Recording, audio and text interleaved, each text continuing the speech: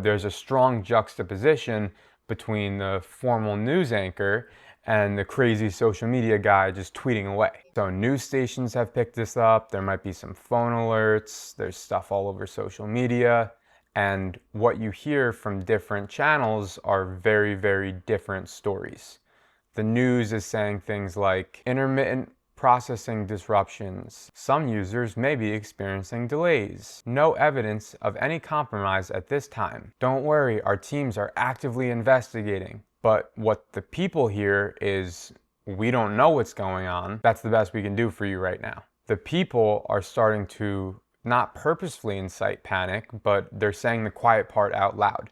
The news anchors and the bigger agencies can't just come out and say, all the banking and online money is shut off. The world's gonna end. No, that's not their role. Their role is to be very controlled and measured and, welcome to the 8 p.m. news and da da da da. So that's what they are in the process of doing, while social media is running a completely different direction as fast as they physically can.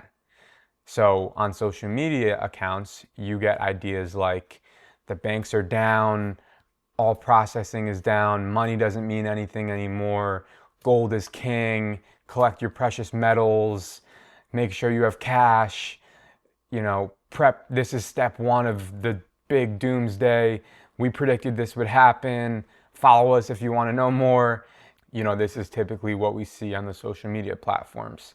So there's a strong juxtaposition between the formal news anchor and the crazy social media guy just tweeting away. This is where I think it's pretty interesting to look at some of the psychology behind why the institutions are acting the way they do.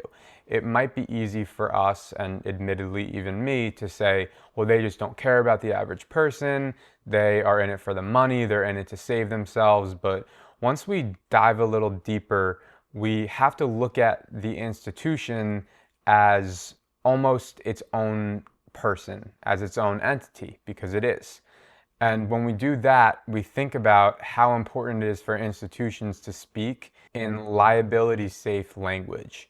If they come out and say something that could expose them to liability in the future, they're really doing themselves a disservice in the moment. So while they might want to give their customers information, they're really serving to protect themselves, as any individual would do similarly.